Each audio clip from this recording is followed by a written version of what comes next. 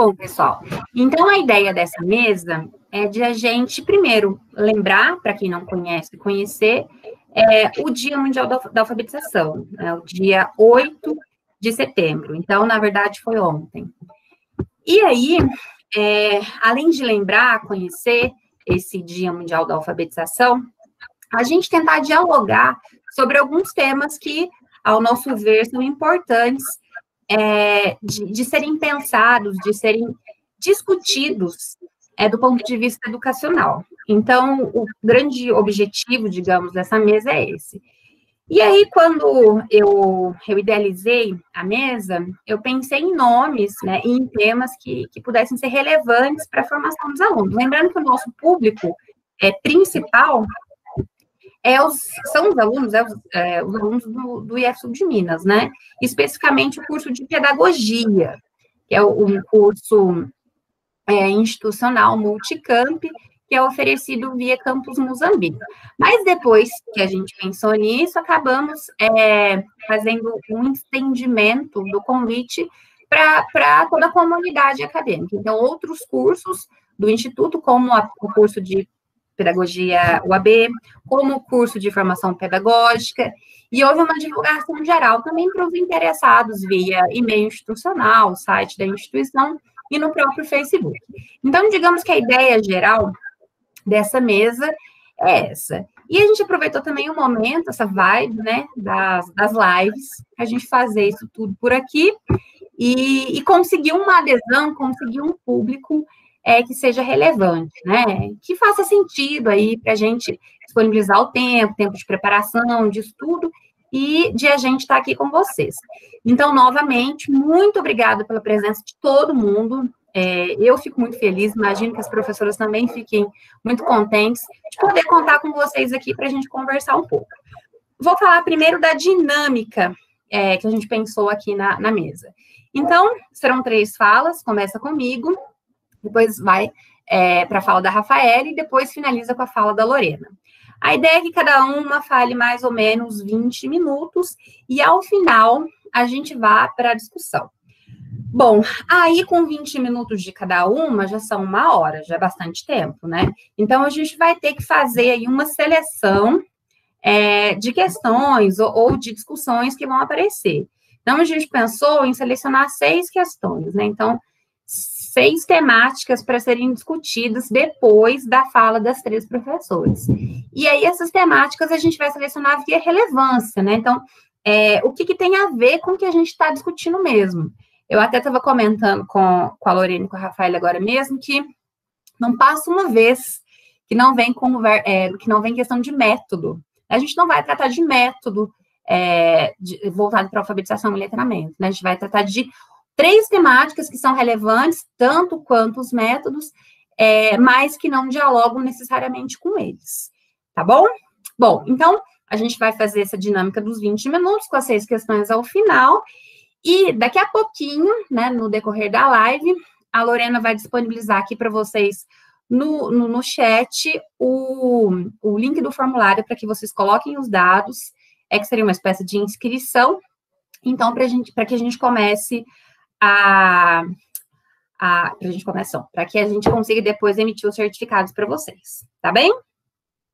Bom, eu vou apresentar a cada uma das professoras aqui e começo a apresentação agradecendo a boa vontade, a disposição de cada uma delas, que além de professoras, pesquisadoras, são minhas amigas, então toparam aí. A gente organizou com 1 semana de antecedência, então relativamente rápido, né? Mas tenho certeza que com muita qualidade e pertinência para a área de alfabetização. Bom, eu acredito que boa parte dos alunos aqui é meu aluno, aliás, os alunos não, os presentes, né? É meu aluno, ou então é tutor, então trabalha junto comigo. Mas mesmo assim eu vou me apresentar primeiramente. E depois passo para a apresentação da Rafaela e da Lorena. Essa professora do Campus Poços, né, do IF Sul de Minas. Minha formação é na área de Linguística e Letras. Então, eu tenho bacharelado em Linguística, licenciatura em Língua Portuguesa e mestrado em Estudos da Linguagem, todos eles pela Universidade Federal de Ouro Preto. e o doutorado é em linguística pela Unicamp. Esse doutorado tem ênfase em neurolinguística, enquanto o mestrado teve ênfase em psicolinguística. Então, a minha pegada aí na área de ciências cognitivas. Então, a relação da linguagem com outras cognições.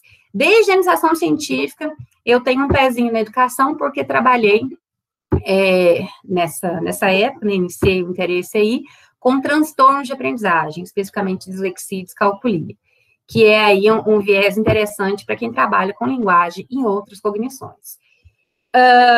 Trabalho com as disciplinas de alfabetização e letramento 1 e 2, aqui no Instituto. Sou professora permanente do mestrado profissional em Educação Profissional e Tecnológica, que a Lorena coordena, já vou falar. E a minha área de interesse são essas relações que a gente tem entre linguagem e outras cognições, não só na aprendizagem, como também nas patologias linguísticas. A minha fala hoje é tentando responder o porquê de a gente ter um Dia Mundial da Alfabetização. Então, já vou tentar responder isso. E agora vou, pela ordem, para a apresentação da professora Rafaele. Rafaele Caroline Cruz é graduada em Letras, Português e Inglês e suas licenciaturas pela Universidade Federal de Lavras. Ela é mestra pela Unicamp, com ênfase em aquisição da linguagem, e agora está fazendo doutorado na Unicamp também, na área de linguística.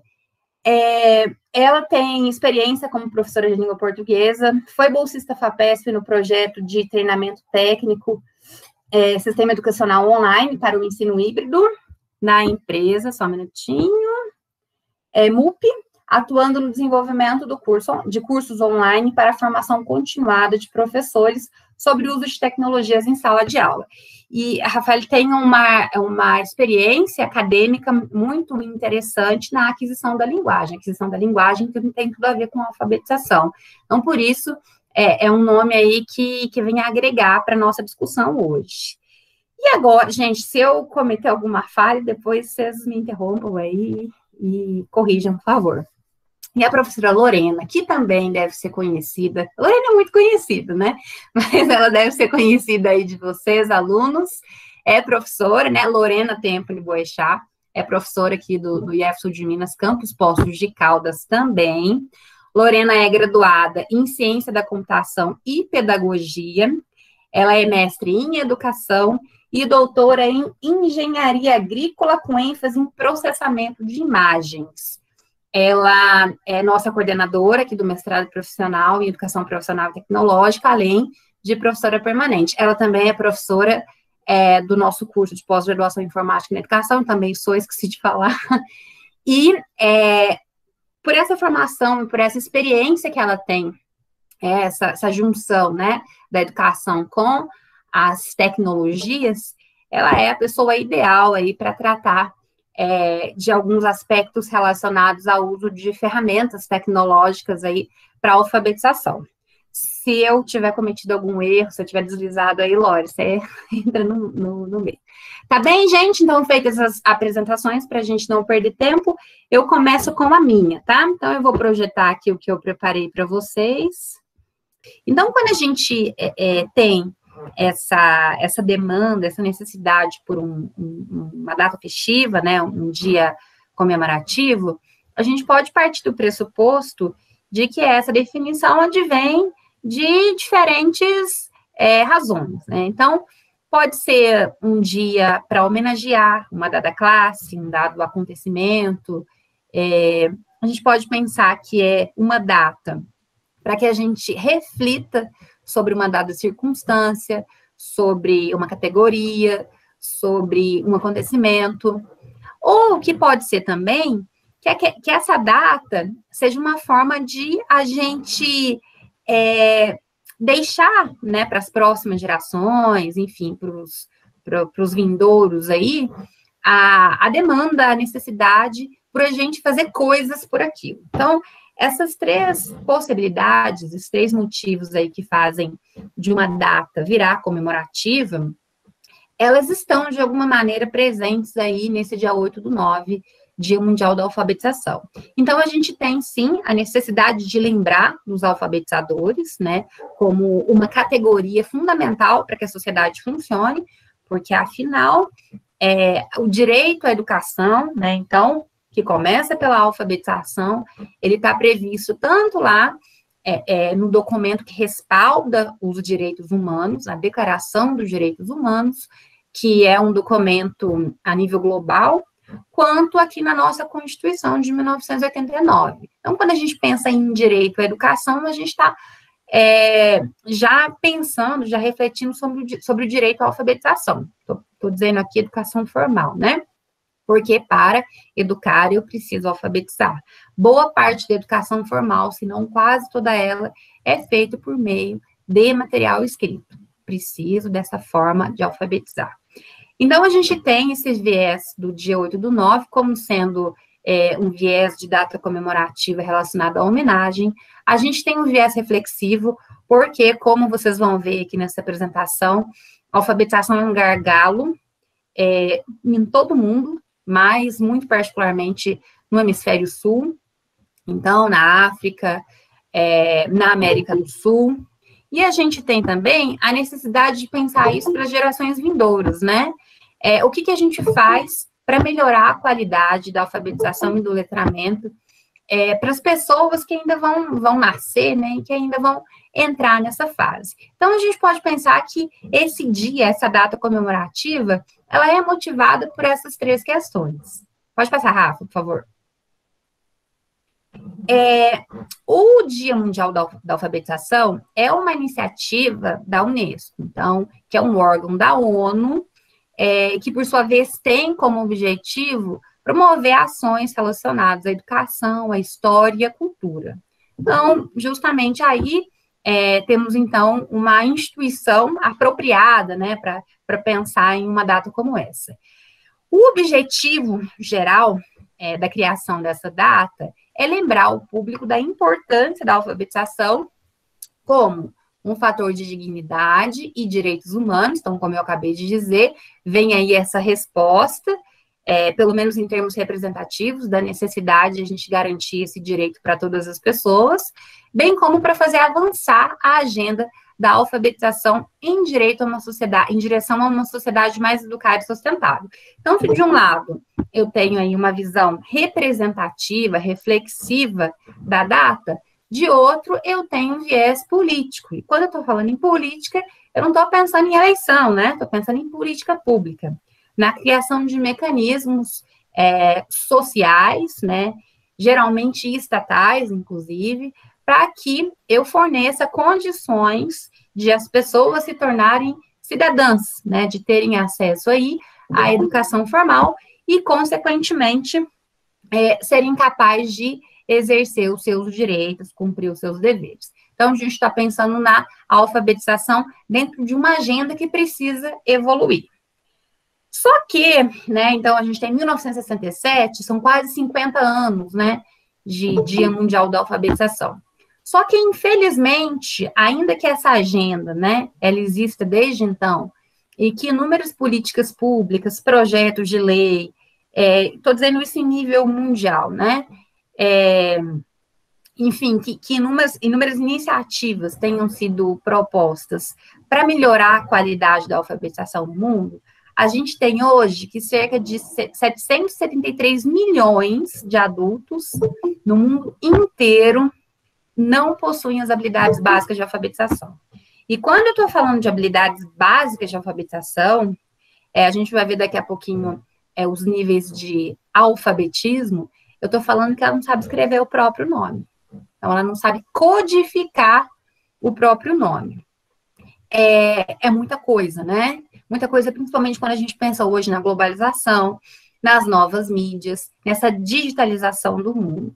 Então, essa agenda proposta aí pela Unesco, no sentido de melhorar, de fazer as coisas evoluírem, ela não está nem próxima de se constituir. No Brasil, a situação é bem complicada. Então, aproximadamente 12,8 milhões de pessoas com mais de 15 anos o que significa 8% da população nessa faixa etária, não são alfabetizados. E, gente, esses são dados do PNAD, que são coletados por meio da metodologia do IBGE, então, coletados aí nas residências das pessoas, né, por amostras representativas da população. São dados que consideram a alfabetização como sendo sinônimo de a pessoa conseguir ali escrever o próprio nome e fazer algumas representações muito básicas, muito pequenas entre grafema e fonema. Então, escrever frases. Muitas vezes, frases que ela não decodifica do som para a letra, mas que ela decora. Então, assim, não é o alfabeto funcional, né? Como a gente vai ver depois. Pode passar, Rafa, por favor.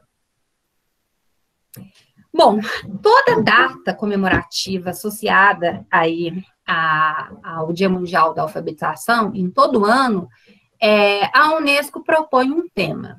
Esse ano, como não poderia ser diferente, nós temos aqui um tema associado à pandemia, então, ao isolamento social. Então, em 2020, a ênfase é no ensino e aprendizagem da alfabetização durante a crise do Covid-19, no papel dos professores, na alfabetização a partir de uma perspectiva de aprendizagem ao longo da vida. Então, o foco aqui é na alfabetização de jovens e adultos, sobretudo, né? E quando a gente está pensando aqui em como se alfabetiza, quais são as condições dos professores dentro das possibilidades de alfabetização num contexto pandêmico, né, no isolamento social, acho que é impossível a gente não pensar no despreparo desses profissionais. Que professor que está preparado para conduzir qualquer processo de aquisição de escrita e leitura no isolamento? E não só, que escola, né, que instituição de ensino brasileira, sobretudo pública, tem condições de oferecer aos seus alunos os recursos básicos para que eles sejam alfabetizados remotamente.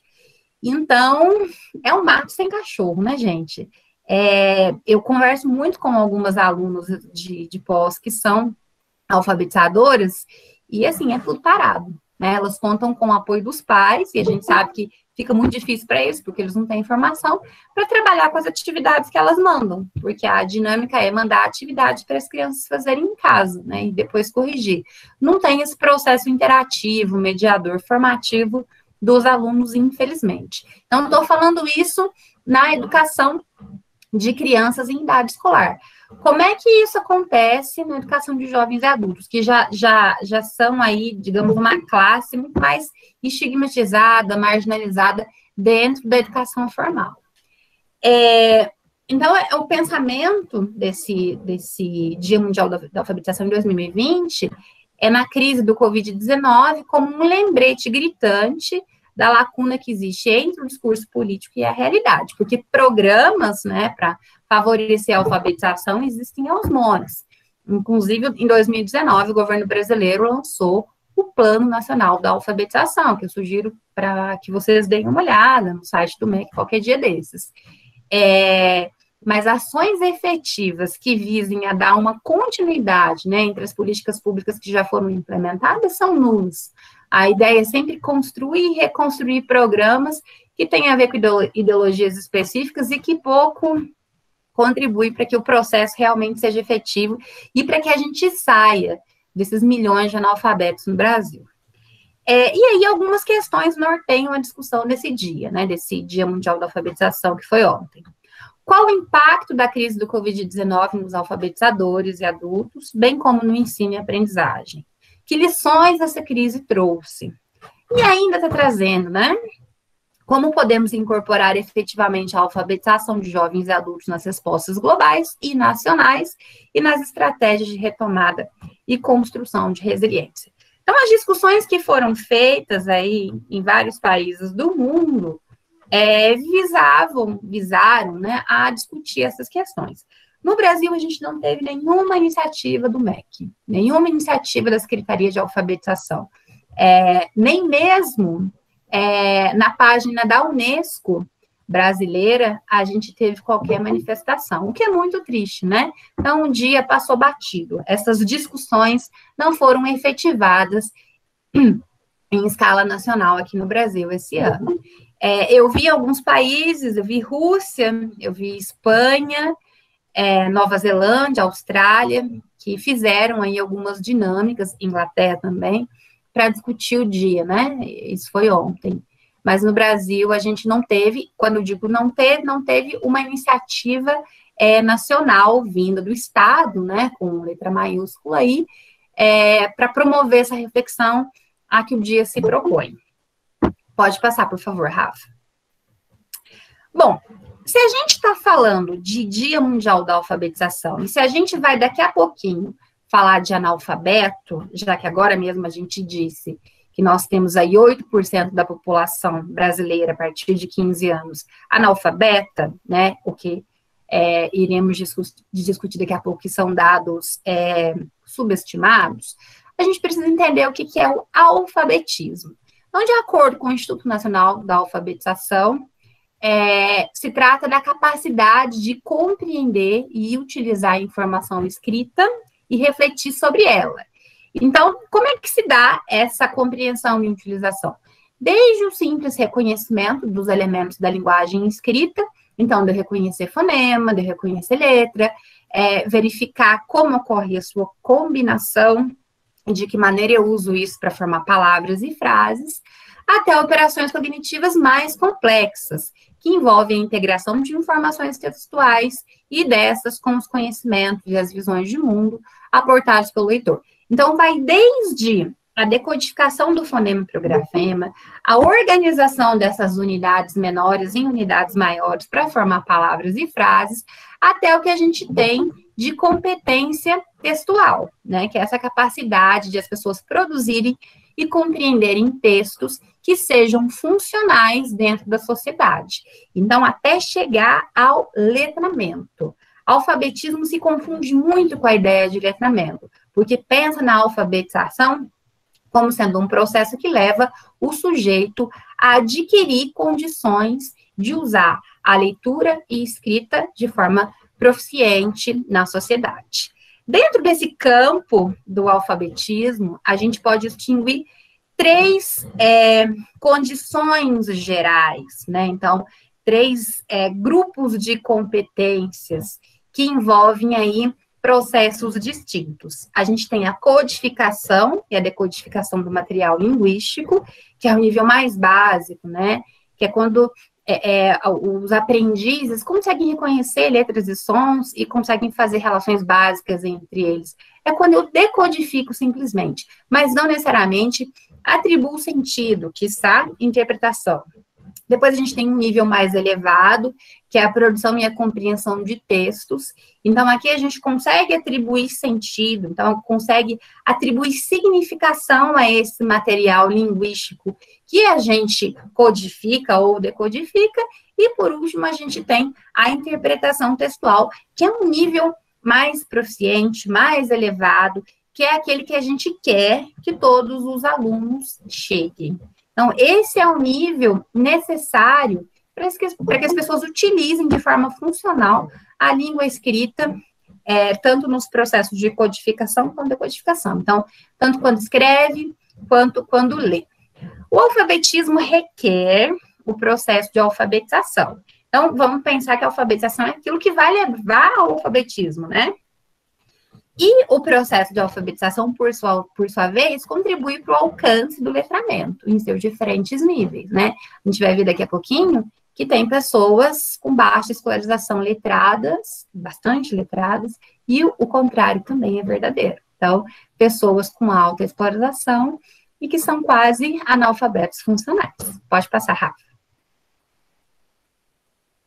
Bom, aqui só para a gente ter uma ideia geral do que eu estou falando. Nós temos aí no Instituto Nacional da Alfabetização uma classificação de acordo com os níveis de alfabetismo das pessoas.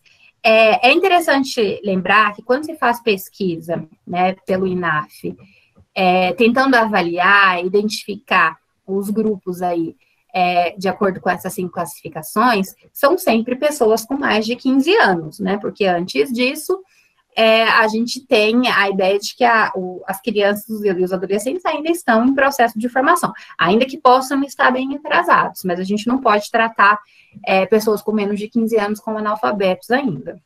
Então, nós temos primeiro duas grandes escalas, dois grandes conjuntos, que são os analfabetos funcionais e os funcionalmente alfabetizados. E aí, no interior dessas duas escalas, nós temos subdivisões. A gente tem um analfabeto, que é aquele que não é capaz de realizar tarefas simples, que envolvem a leitura de palavras e frases, ainda que uma parcela desse grupo seja capaz de ler números familiares. São também analfabetos funcionais, aqueles que estão na classificação rudimentar. Eles localizam uma ou mais informações explícitas, expressas de maneira literal, em textos bastante simples, geralmente conhecidos por eles, né? Compara, lê e escreve números familiares, reconhece sinais de pontuação pelo nome ou função. Então, são aquelas pessoas que conseguem algum tipo de decodificação ou codificação, mas geralmente não sabem usar aquilo, né? Então, são quase nada proficientes na hora de fazer funcionar essas poucas habilidades que tem. E depois a gente tem os funcionalmente alfabetizados. Aí nós temos 3 grupos distintos. O elementar, que é aquele que seleciona uma ou mais unidades de informação, e aí já são sequências textuais, observando algumas condições em textos diversos, em diferentes gêneros textuais. Aí já lê notícia, reportagem, receita de bolo, enfim, gêneros diversos. De extensão média, realizando pequenas inferências. Então, é capaz de fazer suposições, é capaz de inferir sobre aquilo que o texto não diz, mas que leva a crer. Depois a gente tem o nível intermediário, em que o sujeito localiza a informação literal em textos diversos, então ele é capaz de decodificar, atribuir significado a essas informações, bem como interpreta esses textos, elaborando síntese sobre eles, realiza pequenas inferências e relaciona regras com casos particulares, então é capaz de fazer generalizações, bom reconhecimento de evidências e argumentos. Então, aqui já tem um nível mais elevado, né? Um grau de letramento mais próximo do desejado para o percurso de alfabetização, ali para o seu final, né? Reconhece o efeito do sentido ou efeito estético, né? Então, tem a ver aí com a literatura, de escolhas lexicais ou sintáticas, de figuras de linguagem ou sinais de pontuação. Então, aqui ele sai da estrutura e vai para a significação.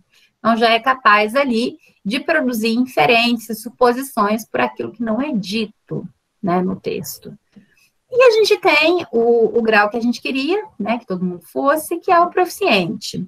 Então, aqui, o sujeito elabora textos de maior complexidade. Então, aqui, ele é capaz de construir textos, né, que a gente aqui da língua portuguesa chama de textos bem formados, né, textos aí com qualidade argumentativa, que é capaz de respeitar as características do gênero, né, o funcionamento do gênero também. Com base em elementos de um contexto dado e opina sobre o posicionamento ou o estilo do autor do texto. Então, ele é capaz também de ter uma postura meta-linguística, meta-textual, que é avaliar o texto que ele lê, que é se posicionar sobre aquilo que ele está lendo. Resolve situações de problema relativos a tarefas de contextos diversos que envolvem planejamento, controle, elaboração e uso de inferências. Então, ele consegue projetar os textos que vai escrever. Então, essa capacidade de planejamento e organização, ela é fundamental para que o texto escrito saia de acordo com aquilo que se pede. Pode passar, Rafa, por favor. Aqui, gente, para nós termos uma ideia, desde que o INAF começou a fazer esse levantamento dos níveis de alfabetismo no Brasil, lá em 2001 até 2018, que foi a última, né? Então, como vocês veem, essa pesquisa é feita a cada 3 anos. Vocês podem entrar no site do INAF, tem um relatório de cada um dos anos para vocês verem, por exemplo, esses dados, essas descrições de acordo com gênero, de acordo com raça, de acordo com regiões do Brasil, é muito interessante. Aqui eu só vou mostrar o geral para vocês, né? Então, se a gente pega da base de 2000 de 2001, desculpa, até a base de 2018, a gente vai perceber que, o que é importante para a gente? Olhar aqui embaixo, tá? Analfabeto funcional e funcionalmente alfabetizados. Que a gente teve uma diminuição representativa, né? De 39% em 2001 para 29% em 2018. Consequentemente, houve um aumento dos funcionalmente alfabetizados. Só que isso está muito longe das metas que foram estabelecidas desde o governo FHC, que começou aí a ter preocupação com políticas nacionais de alfabetização. E vejam, gente, 29% é um nível muito alto, né? A gente tem aí uma parte significativa da população que é analfabeta funcional, que mal escreve o próprio nome. Então, isso é uma situação muito séria e que exige um posicionamento governamental político que vá além de ter instrumentos avaliativos aí que respaldam as políticas públicas que são implementadas. Aqui tem uma variação, né, dentro dos níveis, mas o mais interessante é a gente fazer essa comparação entre o analfabeto funcional e funcionalmente alfabetizados. Rafa, pode passar, por favor. Aqui a gente tem a relação entre escolaridade e nível de alfabetismo. Então, à medida que a escolaridade aumenta, será que o grau de alfabetismo aumenta? A gente espera que sim, né? E como a gente vê aqui, é o que acontece. Porém, a escolarização não é garantia de que a alfabetização ela traga frutos, né? Digamos assim, de que ela seja capaz de levar o sujeito a ser letrado. Por que isso acontece? Olha aqui, ó, ensino médio e ensino superior. Então, nós temos aqui no ensino médio que 13%, né? Então, mais de 1/10 da população aí que tem o ensino médio completo, e é muita gente, a maior parte da população brasileira aí tem o ensino fundamental anos finais ou o ensino médio completo, é analfabeto funcional. 34% das pessoas que têm os anos finais do ensino fundamental é analfabeto funcional. Então, você ser escolarizado não resolve o problema. É sinal de que há problema, então, na escolarização. Pode passar, Rafa. Bom, o que esses números dizem para a gente, né? Primeiro, é um alto índice de analfabetismo funcional no Brasil, ainda hoje, né, de acordo com os dados de 2018. Por quê, gente? Quase 1/3 da população brasileira mal lê e não consegue entender o que está sendo lido. Então, gente, quando a gente depois vai discutir sobre a qualidade, né, da escrita dos alunos, ou mesmo as próprias escolhas que os cidadãos fazem aí perante os materiais linguísticos que leem, então eu digo, né, o que fazem com as notícias, com os materiais que recebem via grupo WhatsApp, né, isso tem muito a ver com a capacidade que eles têm de atribuir sentido a isso. Por quê? Porque boa parte, quase 30%, dessa população, então quase 1/3, inclusive, dessa população, é analfabeto funcional. O processo de escolarização, ele é capaz de reduzir, mas não é suficiente para erradicar o analfabetismo funcional. Então, a gente tem 34% de analfabetos funcionais nos anos finais do ensino fundamental, 13% no ensino médio e 4% no ensino superior. Gente, analfabeto funcional no ensino superior, 4%. É um número muito representativo. A alfabetização não garante o letramento? Não. Infelizmente, a alfabetização, como a gente produz hoje, como a gente, com base nas condições que a gente tem, ela não garante. Ela dá condições, mas essas condições não são suficientes para que a pessoa seja letrada. E isso é muito pior quando se trata de educação de jovens e adultos. Por quê? Por uma série de fatores que eu vou falar no próximo slide.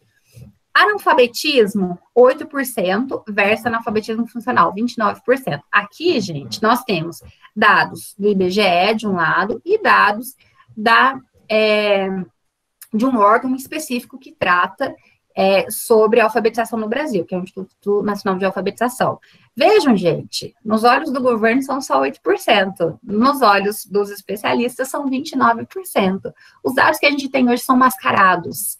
Por quê? Porque o MEC, né, a Secretaria Nacional de Alfabetização, ela trabalha aí com dados que são dados com conceitos que são conceitos que não reproduzem de fato o que a gente entende como o alfabetizado, né, aquele que tem graus funcionais aí de letramento. Então, isso já é um problema nas próprias políticas públicas. A gente tem muito mais analfabeto funcional por aí. E aí, a gente tem uma outra questão, que é o analfabetismo funcional digital. Se tudo isso é um problema com o papel e a caneta, imaginem qual a extensão dessas dificuldades quando a gente está falando no uso de novas tecnologias. Muito do que a gente faz hoje para ler e para escrever é aí com ferramentas digitais. Então, no contexto de revolução tecnológica, de era digital, o analfabetismo ele ganha um destaque ainda maior, porque as pessoas não conseguem nem operar as máquinas e muito menos quando operam ter aí condições de produzir, escrita e decodificar aquilo a que tem acesso, material linguístico ali que visualiza. Pode passar, Rafa, por favor. Bom, qual a implicação desses números, né? O analfabetismo é um dos maiores freios ao desenvolvimento de um país. Por quê, gente? Porque se eu não tenho pessoas com níveis de alfabetismo funcional elevados, eu vou ter pessoas com cada vez menos condições de responder às demandas do mundo do trabalho, né? E de, inclusive, escolher as opções aí a que é exposto, de governantes, da própria trajetória de vida. Então, eu vou ter pessoas menos capacitadas para conduzir as próprias vidas. Então, o país se desenvolve menos, né? O que contribui significativamente para a marginalização da pessoa. Então, são pessoas aí que ficam cada vez mais à deriva, porque elas têm muitas dificuldades em conseguir se inserir em diversos segmentos sociais. E aí eu não estou falando só de mundo de trabalho, né? Estou falando, de forma geral, de exercer a cidadania, reconhecer direitos, lutar por eles, inclusive, né? Tem uma pesquisadora muito importante da Nath, não estou querendo te cortar, não, mas já está dando quase 30 minutos. Não sei beleza. Se vou terminar aqui agora, estou na penúltima. Então, já está dando 28 minutos, era 20. Não quero te cortar, porque é gostoso, a gente empolga. Estou terminando aqui, rapidinho. Só que depois ninguém vai ficar para minha fala, que vai ser a última.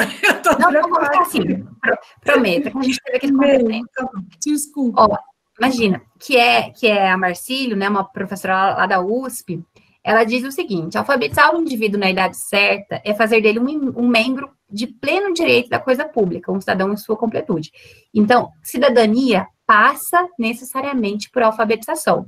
Quando você tem números altíssimos de analfabetos funcionais, você tem uma parcela significativa da população que não tem condições o suficiente para exercer a sua cidadania.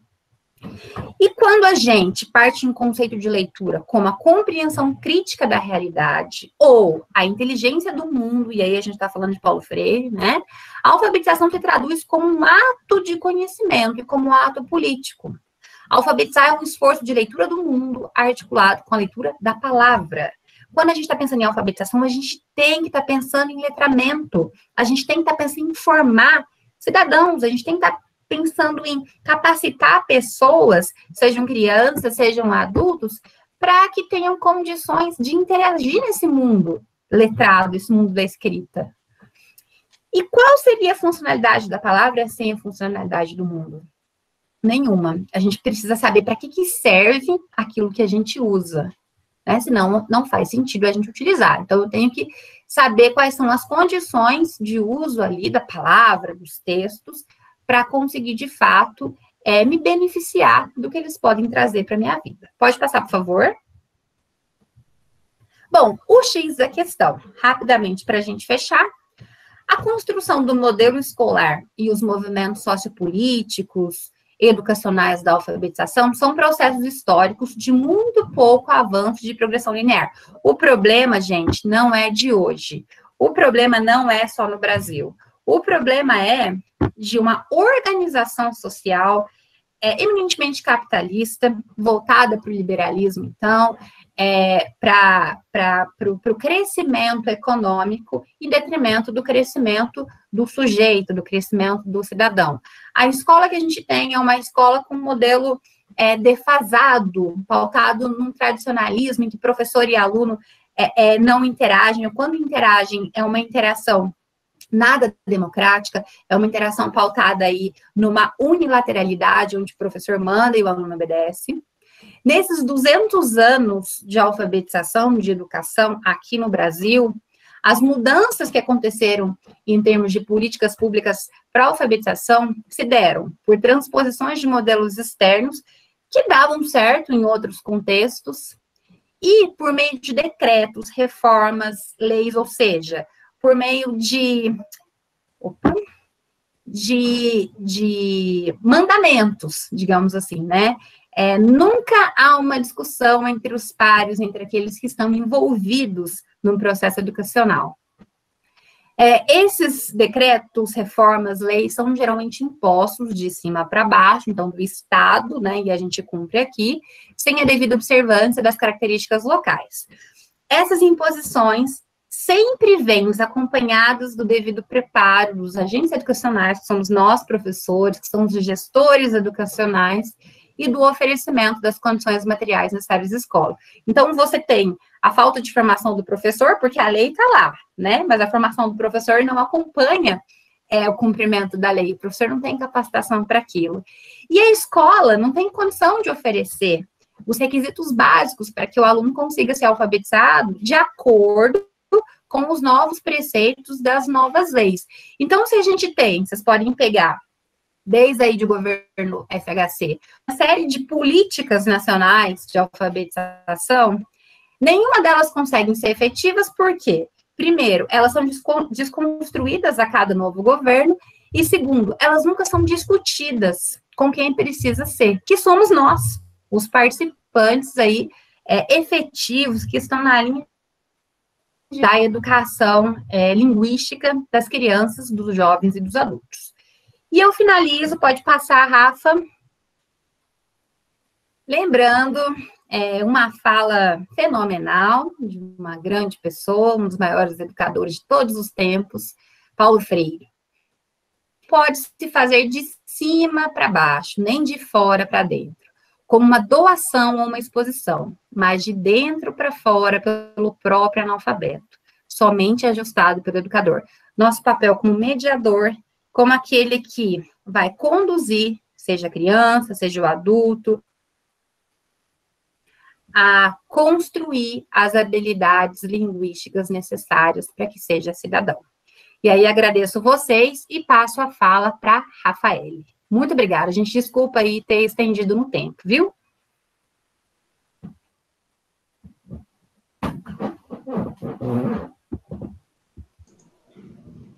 Bom, vamos lá então. As perguntas vão ficar para o final, Nath? Beleza.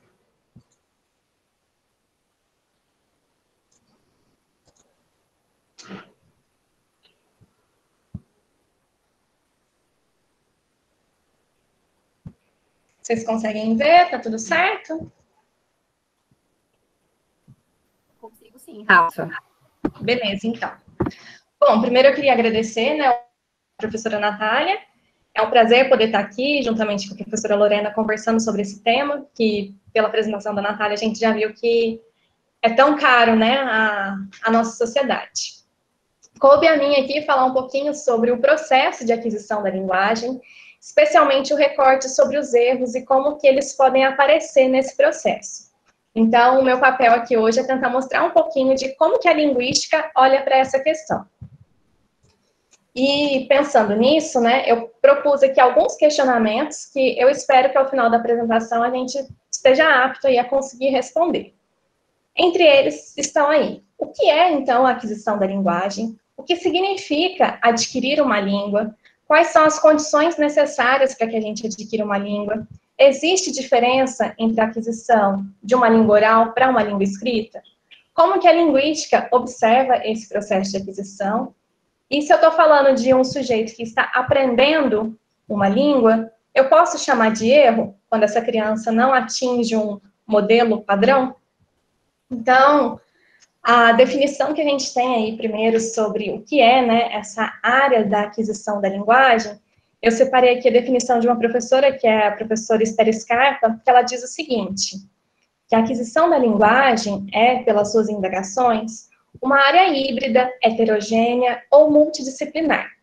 No meio do caminho entre teorias linguísticas e psicológicas, tem sido tributária das indagações advinda da psicologia, do comportamento, do desenvolvimento, cognitiva, entre outras tendências, da linguística. No entanto, na contramão, as questões suscitadas pela aquisição da linguagem, bem como os problemas metodológicos e teóricos colocados pelos próprios dados aquisicionais, têm, não raro, levado tanto a psicologia, sobretudo a cognitiva, né, e a própria linguística a se repensarem e renovarem. Por isso é que se diz que a aquisição da linguagem tem sido uma arena privilegiada de discussão teórica, tanto para a linguística, quanto da psicologia cognitiva, como também das neurociências aí no geral, né? Então, quando a gente fala aí de aquisição da linguagem, né, o campo dos estudos aquisicionais, ele nos permite compreender a fala da criança como um meio de comunicação que veicula significado, promovendo a comunicação durante uma interação. Mas aí, para que isso aconteça, né, nós, enquanto professores, precisamos também entender um pouquinho das teorias de aprendizagem e das de ensino de língua.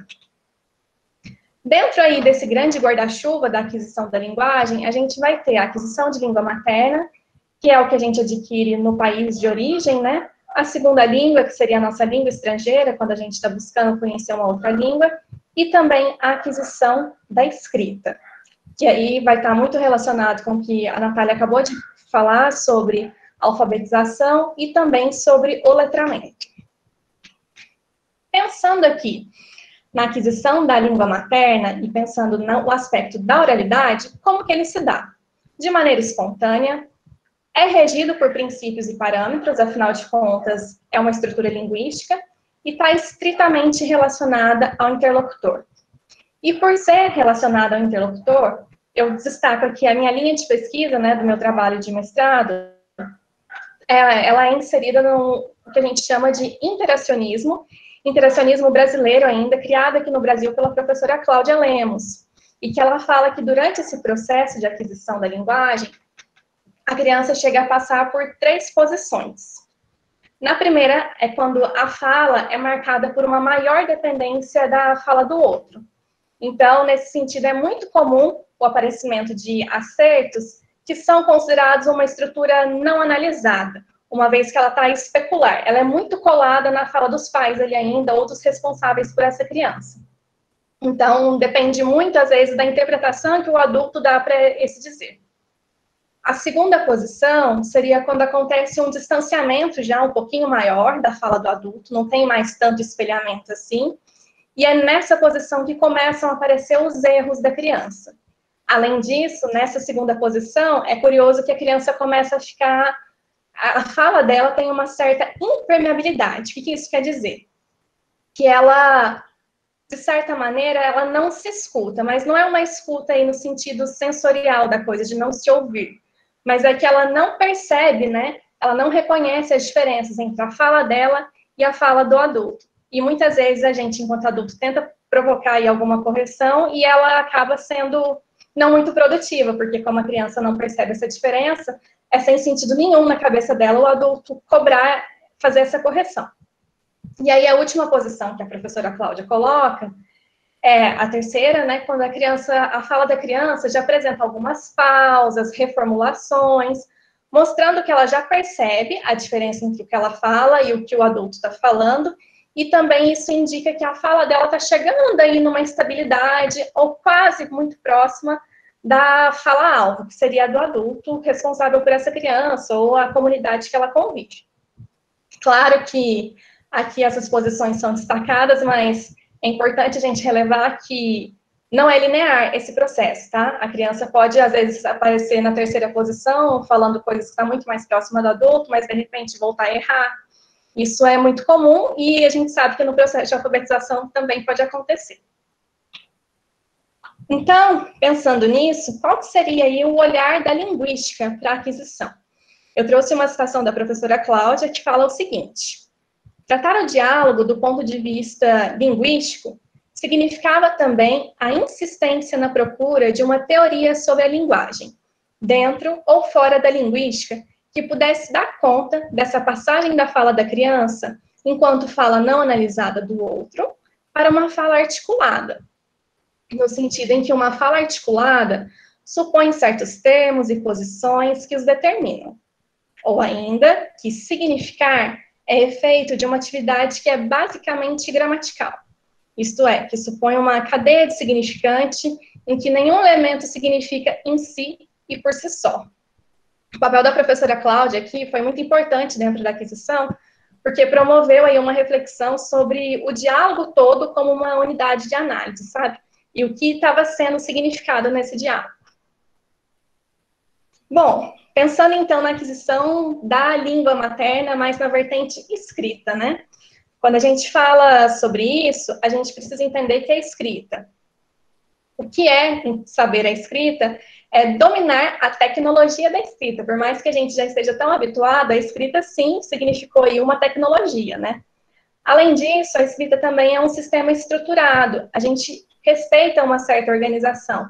Por exemplo, na folha de papel, nós escrevemos da esquerda para a direita, do topo para baixo. E mais ainda, como o nosso sistema é alfabético, a nossa escrita é também um modelo de representações. E aí, parece até desnecessário comentar sobre isso, depois da apresentação da professora Natália, mas é que o fato da gente viver numa sociedade letrada, que usa aí bastante a escrita, não é suficiente para que, pela simples exposição, a gente consiga aprender a escrita. Diferente da fala, que querendo ou não, se você não tem, ou se essa criança, né, não tem nenhuma patologia, ela chega a adquirir quando ela tem as condições necessárias, a escrita não acontece dessa forma. Ela precisa de um direcionamento. E aí, pensando nisso, né, eu trouxe aqui os níveis que a professora Emília Ferreira e a Ana Teberoski, lá no ano de 86, se eu não estou enganada, quando elas escreveram o livro sobre psicogênese da língua escrita, que elas elencam aí níveis que o processo de alfabetização passa, né? E a expectativa delas era criar isso para tentar mapear o processo de alfabetização e auxiliar professores a identificar essa ocorrência e melhorar o trabalho. Elas elencam aí 4 níveis. Nível pré-silábico, silábico, silábico alfabético e o alfabético. Nessa hierarquia aí, né, o pré-silábico é quando o alfabetizando produz geralmente uma escrita em formas de linhas, curvas, tamanhos irregulares. Aqui nem sempre vai aparecer a letra, às vezes é mais um desenho mesmo. E uma relação assim, se eu vou falar sobre uma coisa muito grande, eu vou fazer muitos desenhos. Se é um objeto pequeno, eu vou fazer desenhos menores. Depois, o nível silábico.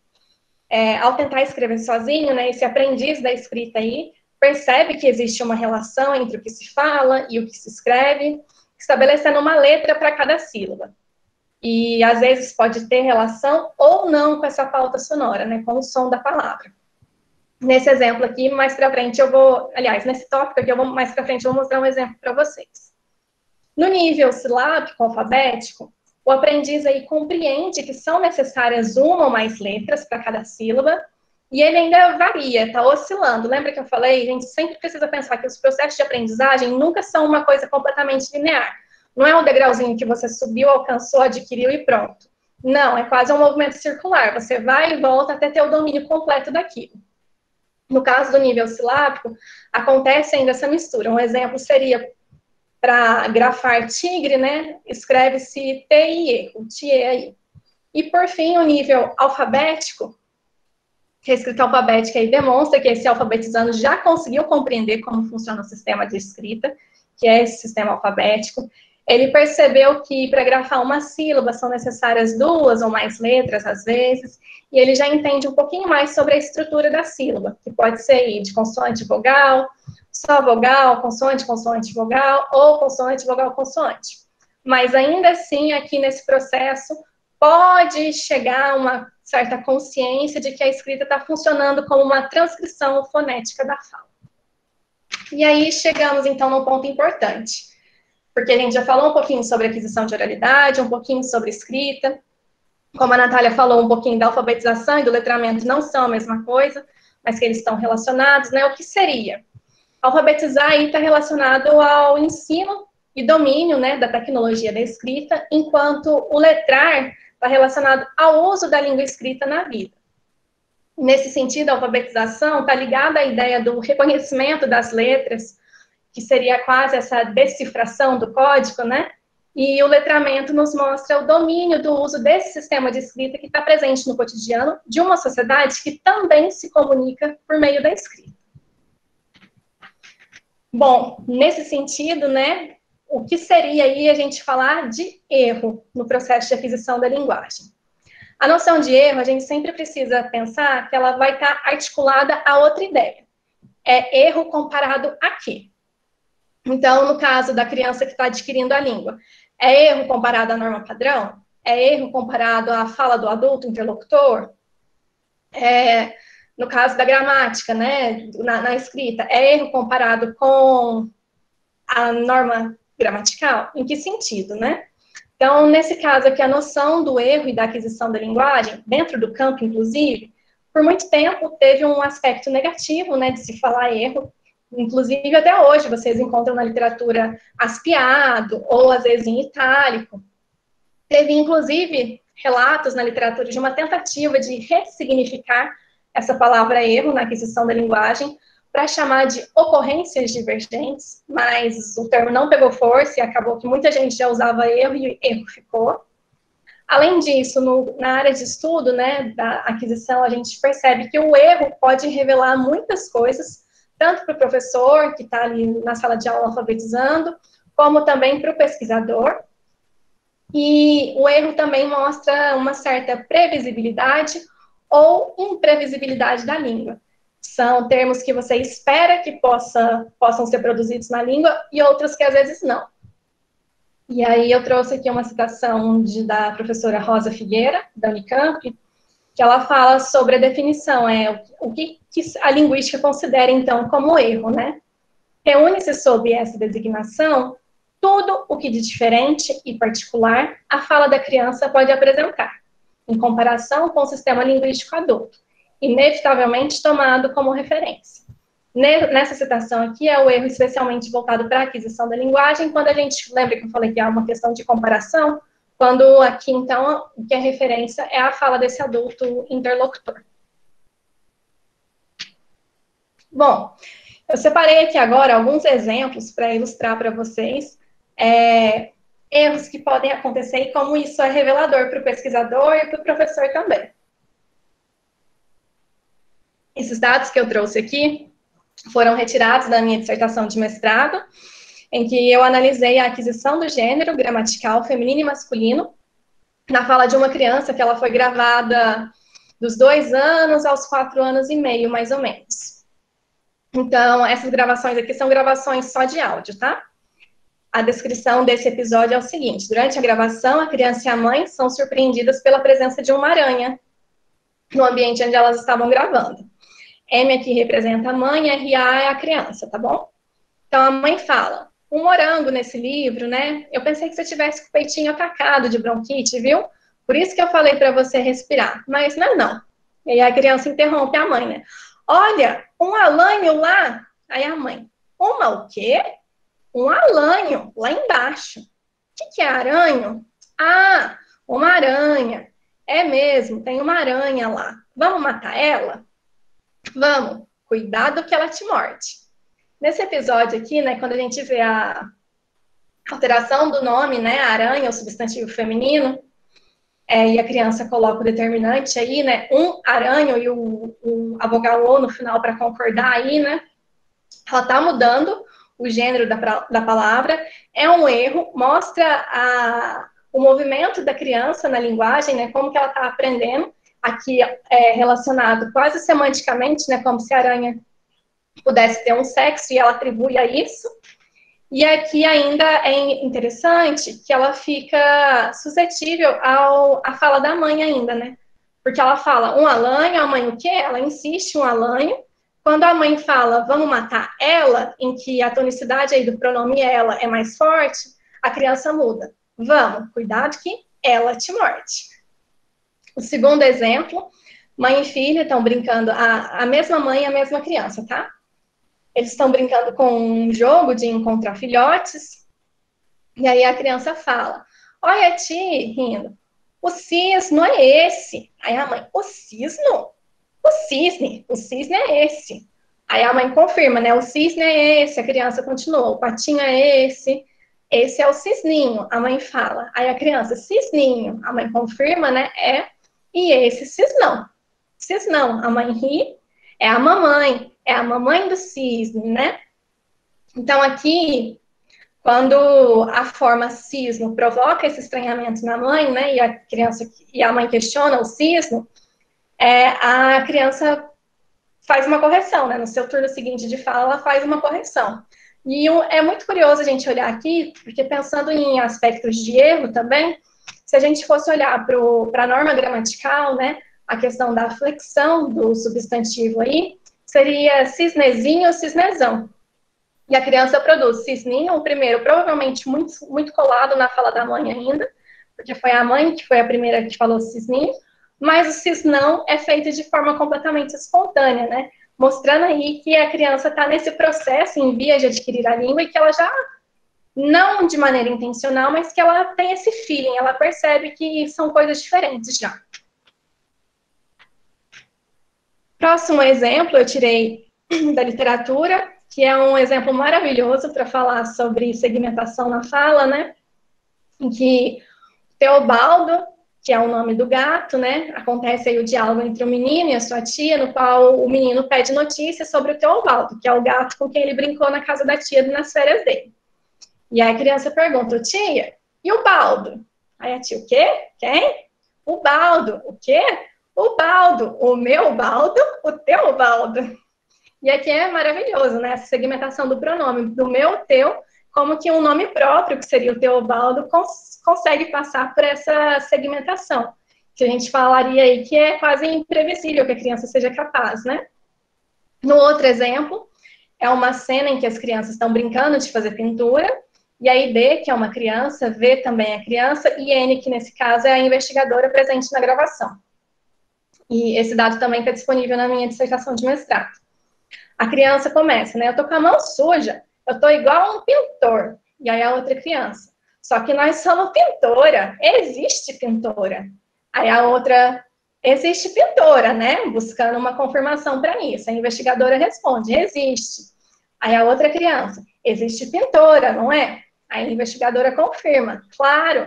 E aí a criança dá esse dado maravilhoso pra gente.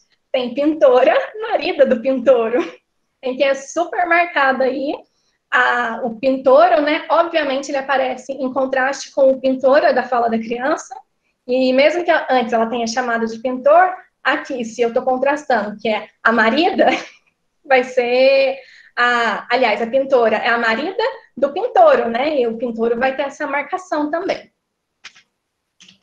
Bom, eu coloquei aqui alguns exemplos comuns de casos de escrita também. Lembra quando eu comentei com vocês lá, nos níveis que a Emília Ferreira e a Ana Teberoski falam?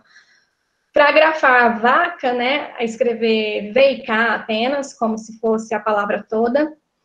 Pente aqui, essa apostônica final aí, ela fica fraca. No Brasil, algumas regiões a gente tem quem fala pente, mas em muitos casos nós falamos pente, especialmente eu que sou do sul de Minas, falo pente, né?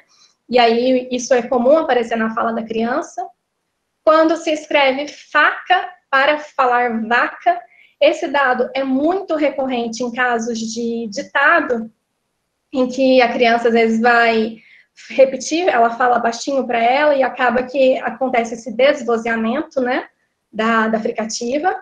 Preciso, escreve preciso, isso também é muito comum, o impacto da fala na escrita da criança, porque o som do R, né, esse R, é um dos últimos sons que a criança vai adquirir, isso impacta também na fala. Força e tempo também, porque mostram aí uma dificuldade da criança ainda em relação ao domínio da norma gramatical mesmo, escrita, né? Da gramática normativa, de que antes de P e B vai se usar o M e que o som do S pode ter múltiplas representações. Para não ficar só nos que eu já conhecia, que eram os mais recorrentes, eu trouxe aqui alguns exemplos também. dois especificamente de hipossegmentação, né? Primeiro, porque é muito bonitinho a gente observar, né, a maneira como as crianças escrevem, e também que esses aqui estão muito relacionados com o que a gente falou lá atrás, o exemplo na fala da criança do Teobaldo e Meobaldo, né? Nesse caso da figura 1, uma hipossegmentação, né, em que a criança escreve, dele me manda uma carta ou me liga, e esse me liga junto. E no segundo exemplo, uma hipersegmentação. Ele brinca e adora correr e fazer corrida. Ele é criado com muita emoção, amizade e amor. Ele é o porquê dele ser criado. É porque ele é. E aí, o cria, ado, amisa, de, amor. E é muito legal observar aqui também que na palavra amizade, esse Z espelhado, que é outro tipo de erro muito frequente. Diante disso, então, que a gente pode entender que o erro faz, né? O que é o erro, no fim das contas? Ele é um caminho para a construção de um sistema próximo ao usado pelo adulto, tanto na fala quanto o aspecto escrito, quando a gente está pensando em alfabetização.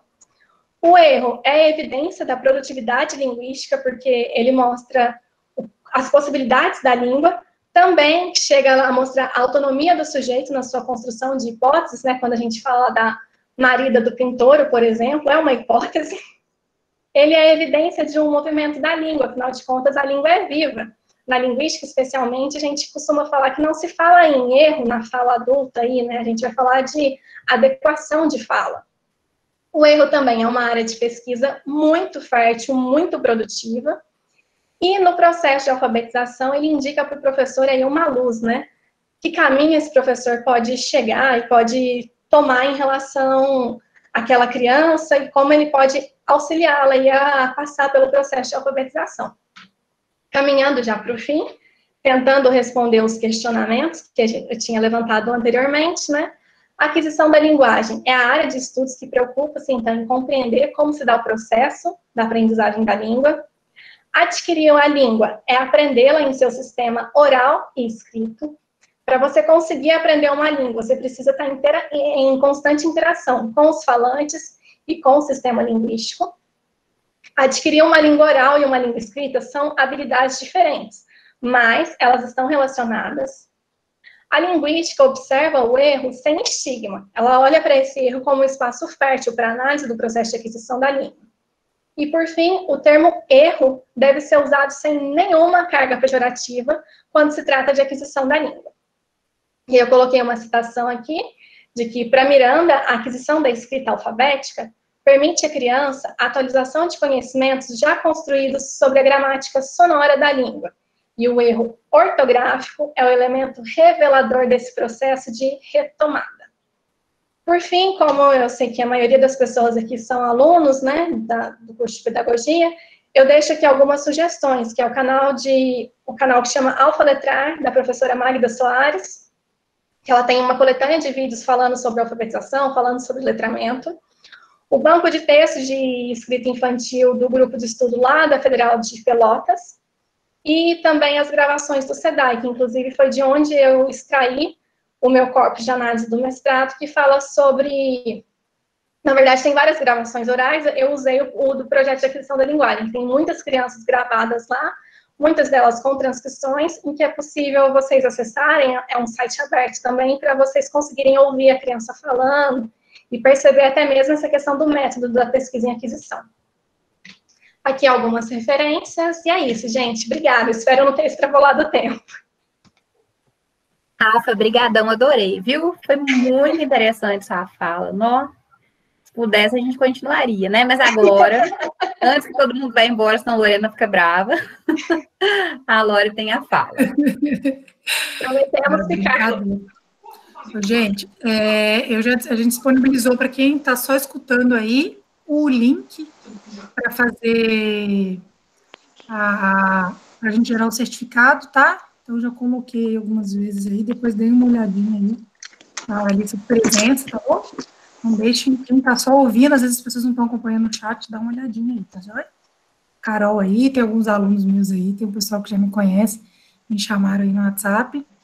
Bom, então, falar agora dos auxílios dos recursos tecnológicos na alfabetização. Depois da fala da Rafa aí, comecei a pensar também, que eu ia falar, a princípio, só do auxílio, mas a gente começa a perceber que até a própria tecnologia hoje, ela tirou um pouco, ela reduziu, além de auxiliar, ela também pode regredir, porque eu não sei se quem está estudando ou quem tem contato com adolescente, a gente vê, a gente dá aula no ensino médio, né, a Nath aí, não sei se a Rafa também é nesse caso, a gente vê o quanto que os alunos estão abreviando e de formas erradas, aí, errôneas, aí, e meio que matando aí a língua materna. A gente fica, na hora que você vê os trabalhos, os textos que eles estão redigindo, você fala, meu Deus do céu, o que está acontecendo, né, com essa questão da tecnologia, né? Então, a gente pensar aí o que pode auxiliar, como auxiliar, né? Aí eu vi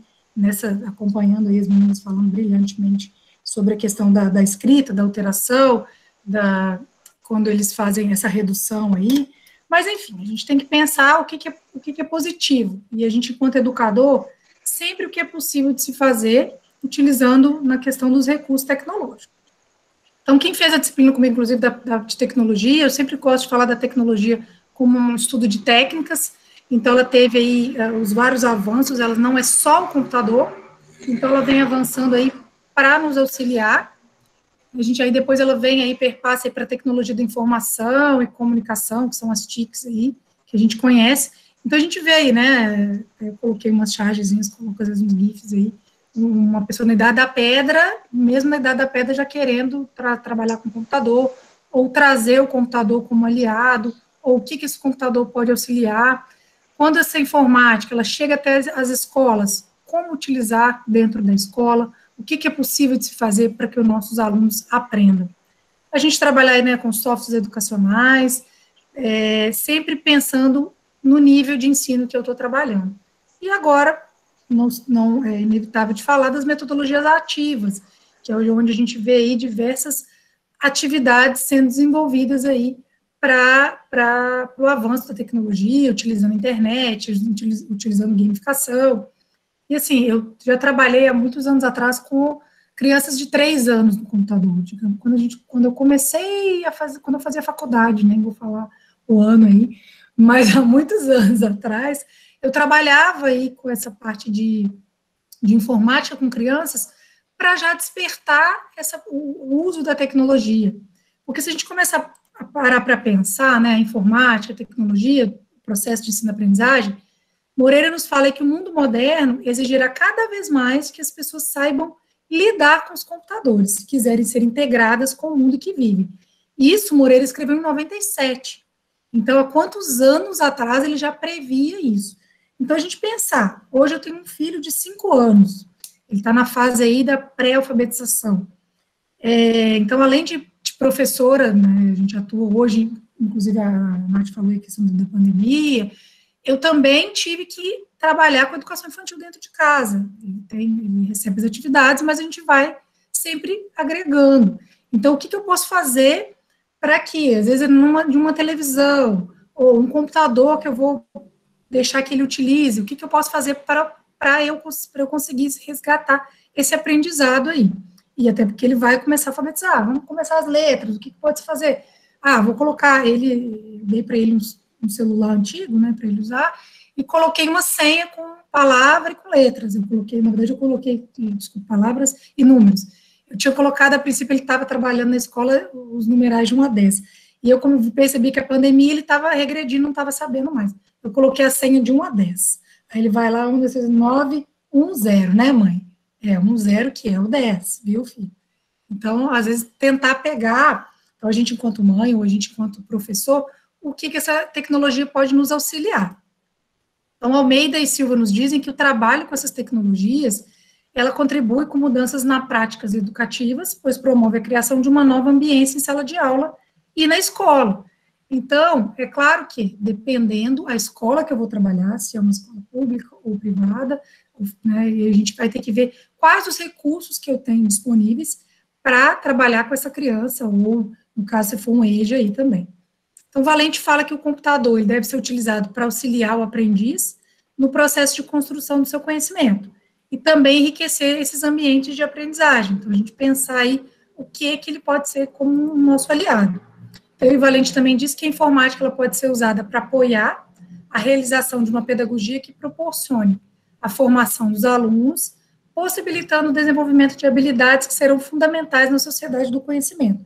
Porque hoje em dia, é difícil, porque o aluno ele tem esse acesso fora da escola. Então, a gente também tem que trazer para a escola uma forma de auxiliar, né, o computador. Então, falando de tecnologia, agora falando da alfabetização e o computador, a Ana, ela escreveu um livro aí, né, que está escrito aí no Santo Mauro, o livro chamado Contextos de Alfabetização Inicial. Então, ela fala que diante do teclado, o aluno usa 2 mãos para digitar, e ao invés de ele traçar grafias, ele escolhe uma das opções para apertar. Então, vão ter várias opções mais limitadas aí, que estão à disposição dele, as letras que já estão impressas no teclado, com imagens que aparecem na tela, e ele pode escolher alguns formatos. Então, meu menino, quando ele senta, mãe, eu quero digitar alguma coisa, quero escrever meu nome. Eu coloco a caps lock, que é a forma de colocar maiúscula, porque ele ainda não consegue diferenciar as letras minúsculas, ele está com 5 anos, né? Então, a gente começa aí, pelo menos na escola, está começando com as letras maiúsculas, então ele vai começar, eu quero, tá, filho, agora você vai procurar, você já conhece as letras do seu nome. Então, ele vai procurando. Eu já trabalhei numa época também num projeto que eu dava aula de informática, era se não me engano, para mulheres que tinham uma vulnerabilidade social, e aí imprimi e aí cheguei para dar aula, estou dando aula, e uma começou a chorar e saiu da sala. E eu fiquei incomodada com aquilo, fui conversar com ela, tentei abordá-la, nada não. E a outra eu vi que chegava, estava lá, digitava, a hora que eu olhava para a tela, nada escrito. E aí eu comecei a perceber e descobri, conversando com outros colegas, que as duas, elas não tinham sido alfabetizadas. E aí uma fingia que estava ali no movimento ali, só digitando coisas aleatórias, a outra saía ou ficava meio assim, cabisbaixo. E aí o que eu fiz? Comecei, sem que a turma percebesse, um trabalho diferenciado. Então eu imprimi um texto todo em letra maiúscula, com uma quantidade maior, letras maiores e uma quantidade menor de textos para que elas fossem procurando ao longo do teclado. Então, eu percebi que eu consegui ter a inclusão delas dessa forma. Não foi uma forma de trabalhar a alfabetização que não era o objetivo, mas eu conseguia trabalhava palavras menores, que ela já ia vendo significado. Então, se a gente pensar, vou trabalhar uma casa, coloca a figura da casa e coloca a letra, das opções da letra. Então, a gente pode fazer isso com o computador, ou a gente pode fazer com um material impresso, por exemplo, que não deixa de a gente estar utilizando um tipo de tecnologia, que às vezes a gente não tem a tecnologia naquele momento, dentro da sala de aula. Então, ela também falou aí que durante o processo, né, se a gente pensar durante o processo de alfabetização, nós, educadores, a gente tem que encontrar auxílio para que esse processo se torne prazeroso e com melhores resultados. Então, Hernandes aí, Apud Ferreira nos fala que a gente vive e trabalha em um mundo visualmente complexo. Então, a gente deve ter outras formas de comunicação que não são apenas a parte escrita, a palavra escrita. Então, a gente tem que ter, porque a gente vive isso. A todo momento, os meninos são bombardeados de informações visuais, de coisas diferentes, com cores, com movimentos. Chega na sala de aula, vai alfabetizar? É claro que a gente não vai deixar de utilizar a folha, o papel, mas se a gente chega, a gente tem que ter alguma coisa inovadora, a gente tem que trazer essa forma aí para a gente ser prazerosa com melhores resultados. Então, Dema nos fala aqui, se a gente for minimamente justo com as crianças, elas deveriam ser alfabetizadas com o computador, porque agora, principalmente no futuro, elas precisarão desse tipo de linguagem impreterivelmente. A gente vê falando a todo momento indústria 4.0, educação 4.0, economia 4.0, tudo está indo muito além. Então, seria o mínimo. É claro que a gente vive numa realidade complexa e diferente do que é o que a gente gostaria. Mas para a gente pensar em alguma coisa nesse sentido. Então, ele fala também que o texto impresso ele não vai desaparecer. Mas não será tão preponderante. Os modos de comunicação e interação, eles assumem outras formas textuais, que além de mais atraentes e motivadoras, parecem, por conta dessa reconstrução virtual, mais reais. Então, ele dá uma dinâmica. Então, a gente coloca aí, quando eu coloco aí algumas charges, algumas coisas, a hora que você vê, ele dá uma despertada, ele dá uma dinamizada. Então, e pensar, né, Vilas Boas aí e Valinha, eles escreveram um trabalho, que eu falei, eu trouxe alguns resultados aqui, vislumbrando possibilidades de associação da alfabetização com recursos tecnológicos. Então, eles fizeram aí um trabalho, um artigo, então, de acordo com o Capovilla aí, o programa desenvolve 2 competências com os alunos, então, a consciência fonológica e o conhecimento das correspondências entre grafemas e fonemas. Então, esses autores afirmam que o programa alia o caráter lúdico da informática, a apresentação sistemática das letras e dos respectivos fonemas e das atividades de consciência fonológica. Então, esse trabalho aí foi escrito por eles. Então, quanto às intervenções realizadas por meio do computador, mesmo com características de ensino inicial da leitura e da escrita, eles constataram, né, Vilas Boas e Valinha, que quando articuladas como recurso digital, elas eram motivadoras, pois todos queriam realizar prontamente. Eles também visualizaram que no decorrer das intervenções foi uma nova e estimulante relação com dos alunos com a aprendizagem. Segundo relatos dos próprios alunos, eles se sentiam importantes e valorizados por terem a oportunidade de desenvolver as atividades do computador. Essas atividades disponibilizadas no software permitiu a interação do aluno com o conteúdo de uma forma lúdica, primeiramente porque apresentaram uma maneira pouco habitual, que era diferente para eles.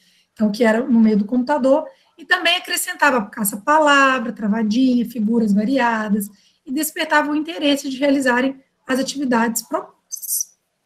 Percebemos que eles, né, no caso deles, do grupo, os autores, que em momento algum as crianças apresentaram dificuldade no que diz respeito à manipulação do computador, ou de desenvolver as atividades.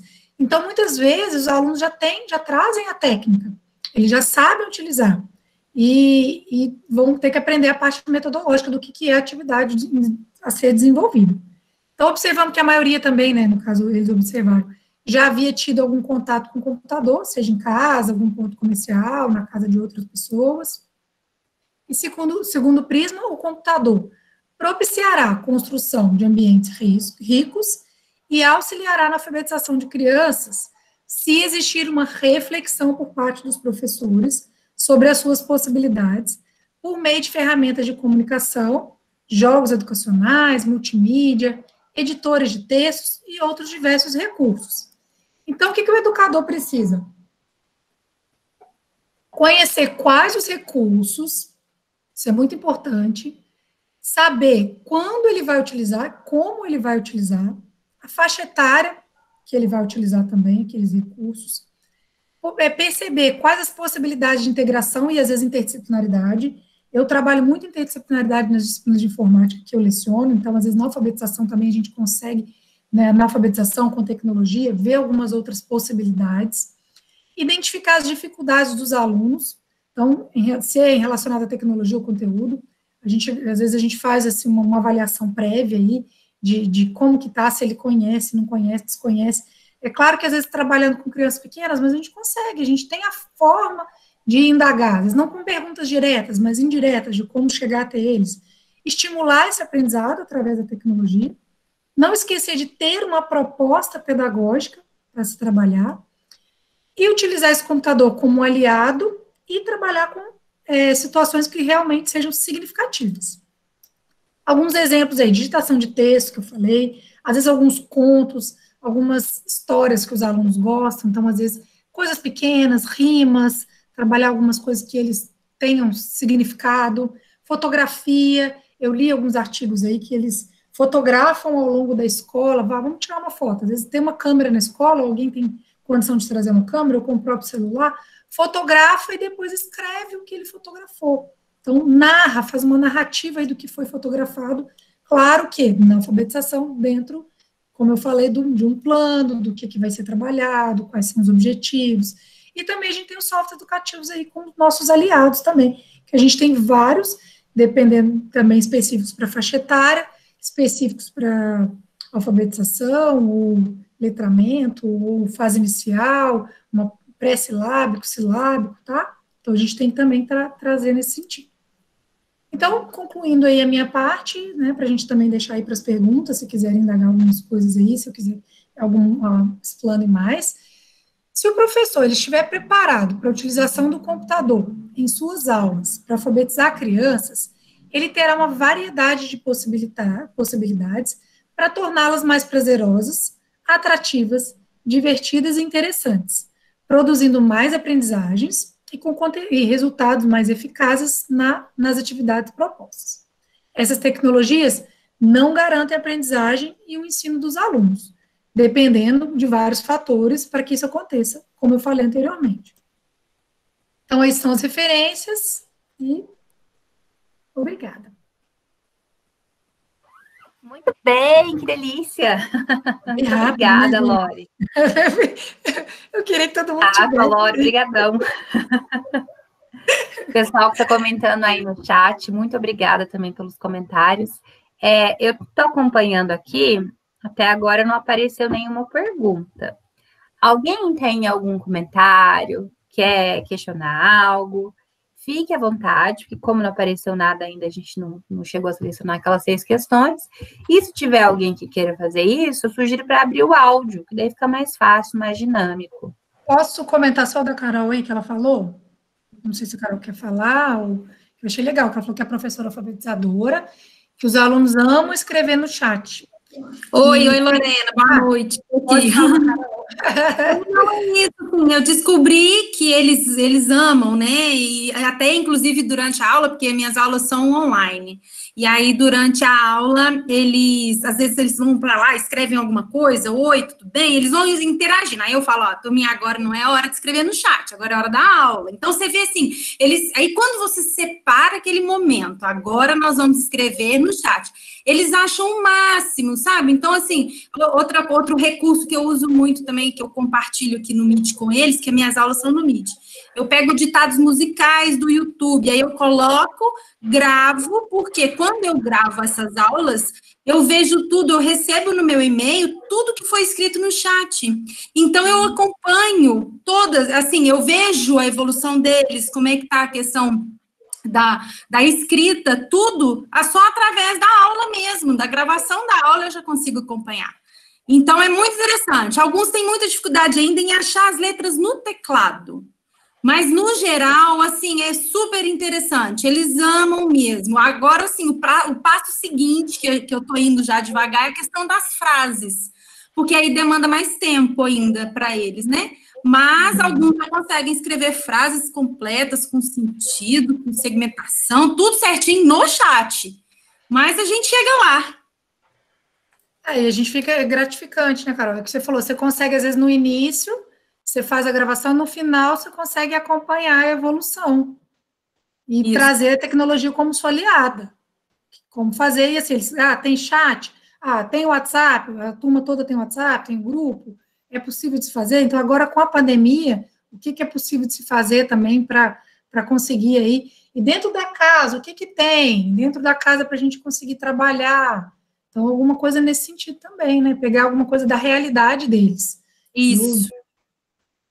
Isso mesmo. Joguinhos também.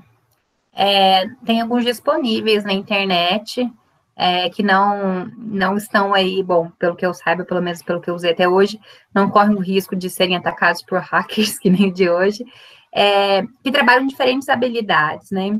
Então, tem joguinhos que trabalham elementos da consciência fonológica, consciência fonêmica, consciência silábica, literação, rima. Tem um site chamado Ariê, né, que disponibiliza esses joguinhos gratuitos, e as crianças conseguem aí, e são diferentes tipos, né? Então, a gente tem palavra cruzada, quebra-cabeça, a gente tem joguinho de encontrar a letra, de relacionar o som à letra, e é claro que fica mais um pouco mais difícil para sistematizar e ter um controle, mas é uma possibilidade de trabalhar com as crianças também. Ariê, eu vou colocar aqui, vocês podem digitar depois no Google, é fácil de encontrar, e tem um bichinho, né, um gatinho, na verdade. Eu tenho 2 alunas na pós de informática na educação aqui em Poços que estão desenvolvendo jogos digitais. Assim que a gente tiver os produtos, eu também compartilho com vocês, tá? Bom, gente, e aí? Alguém tem alguma pergunta? Eu agradeço as considerações de todos aí no chat, elogiando as apresentações, e novamente peço desculpas aí pelo ocorrido. Me deixou um pouco descontrolada na hora, eu fiquei meio sem saber o que fazer. E assim, ressalto para vocês que a gente planejou tudo isso pensando na possibilidade de a gente discutir um pouco, né, considerando o interesse de vocês aí e a necessidade de uma formação cada vez mais aprofundada, né, na área que é aí tão cara para os professores de modo geral, mas sobretudo para os pedagogos, né? Alguém tem alguma questão? Aproveita, pessoal. Oportunidade que vocês estão tendo aí, ó. A gente vai disponibilizar a mesa no YouTube, então, quem não conseguiu assistir tudo, depois pode ter a oportunidade de fazer isso. Eu coloquei de novo ali o link, tá, gente, para o certificado. Todo mundo preencheu, mas quem não preencheu ainda dá tempo aí, viu, gente? Depois eu vou encerrar. Copiar aqui de novo, e daí mesmo quem não conseguiu assistir tudo aqui, preenche e depois assiste pelo YouTube, gente. Ai, Fábio, obrigada, Marcelene, Dalila, gente, muito obrigada, mas obrigada pela participação do nosso querido diretor, Thiago Caproni, aqui com a gente. Tá vendo? Depois, se a gente precisar de professor em alfabetização e letramento, ele já pode assumir. Você sabe que eu comecei a dar aula em 2000, né? E aí, em 2001, eu dei aula de português, de língua portuguesa. Não era alfabetização, mas a gente trabalhou muito com música. Bom saber. E... Era segredo isso, gente. E aí eu trabalhava com música e pedi para os alunos trazerem, vamos trabalhar adjetivo, verbo, pronome, vamos escolher umas músicas aí que estão na atualidade, que os alunos conseguem trabalhar. O Thiago está falando que entende linguagem de programação. Vamos fazer uma programação aí, Thiago. O Thiago pode ajudar a gente nos jogos aí. Então, a gente pode pensar em dinamizar um pouco. Então, desde aquela época a gente não mexia com computador, mas a gente conseguia trabalhar as figuras, as linguagens, os tipos hoje a gente pode pensar na parte de alfabetização, trazer o que ele tem de real, o que ele tem de próximo. Trabalha em casa, vamos trabalhar a casa. O que escreve a casa? O que eu tenho na minha casa? Que eu trabalho com, sei lá, 4 letras, né? Com 2 sílabas, para a gente começar. Quando começou essa questão da pandemia, que eu estava falando com vocês, eu comecei a pensar o que eu ia trabalhar com meu filho de 5 anos para ele não. É claro que não tem que preocupar com isso, mas eu, enquanto pedagoga, e falei, gente, eu preciso de. Vamos começar dentro de casa, as vogais, tudo que tem de vogal, ele não está na fase silábica, mas vamos procurar tudo que tem com a letra A dentro de casa, com a letra E, vamos procurar. E foi uma caça ao tesouro dentro de casa, então, para a gente tentar. Aí depois, agora já estão com as atividades remotas, mas para a gente tentar ver o que é significativo, para a gente fazer diferente. Bom, parei. Não, mas com certeza, a ideia eu acho que é justamente essa, né, de juntar forças de diferentes áreas aí para conseguir fomentar a construção do conhecimento da escrita e da leitura. E a gente que não está mais podendo atuar aí com os meninos, né, com as crianças, mesmo com os jovens e adultos, eu acho que precisa buscar essas alternativas aí para propiciar que esse tempo seja de alguma maneira aproveitado, né. Eu não sou mãe, mas eu imagino quanto tenha sido um desafio para que todo mundo consiga, na medida do possível, trazer atividades para as crianças, né? Para que, além de elas não fiquem sem fazer nada, elas aproveitem isso para não perder tanto tempo, né? Tantas oportunidades aí que estão passando no ano letivo, né? Bom, a Tamires está perguntando aqui o canal do YouTube em que a mesa estará disponibilizada. O nosso jornalista, o Daniel, é que vai fazer a disponibilização, então é no canal do Campus Poços, né, do Instituto Federal Sul de Minas. De toda forma, assim que ele disponibilizar, eu mando para vocês, eu mando e-mail nos contatos que eu tenho aqui, mas de toda forma a gente vai ter o link lá, não é difícil de achar, não. Tá bom, gente? Alguém quer colocar mais alguma coisa? Bom, então eu vou encerrar e vou agradecer novamente a participação de todos, agradecer a Lorena, agradecer a Rafael, foi muito gostoso escutar vocês, e eu acho que casou bem as temáticas, né? Agora vendo o todo, como ficou, foi muito interessante. Aprendi bastante também, e espero que a gente possa fazer outras vezes. Tem a alfabetização e letramento 2 no próximo semestre da pedagogia. Quem sabe a gente não pensa, não vai ter Dia Mundial da Alfabetização, porque vai ser no começo do ano, mas mesmo assim a gente pode se encontrar. Acho que a gente tem outros temas aí que podem ser trabalhados. Então, brigadão mesmo, gente, todo mundo, as professoras, a todos os participantes aqui hoje, tá? E aí eu deixo a palavra com vocês para a gente encerrar. Bom, eu agradeço também o convite. Como a Natália falou, a gente já é parceira aí de projetos juntas, estamos aí no mestrado, grupos de estudo, escrita de livro, então a gente já é parceira aí na parte de conteúdo, na dinâmica aí, e eu fico muito feliz com o convite, agradeci e aceitei de prontidão aí, né, Nath? Então, a gente está sempre pensando assim, tudo que a gente puder agregar e poder disseminar para a educação, e a gente está aí à disposição de vocês, tá certo? Muito obrigada também, um abraço, boa noite a todos aí. Bom, eu também agradeço.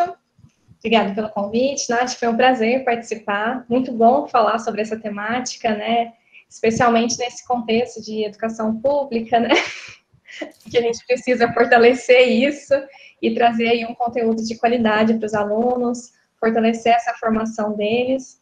O que precisarem, fico à disposição também. Caso não tenha surgido dúvidas aqui, podem encaminhar para a Natália, ela me passa. Se quiser deixar meu contato de e-mail também, estou sempre disponível. Muito obrigada. Então é isso, gente. Um beijão para todo mundo e desculpem aí pelo ocorrido. Tchauzinho. Tchau. Beijo.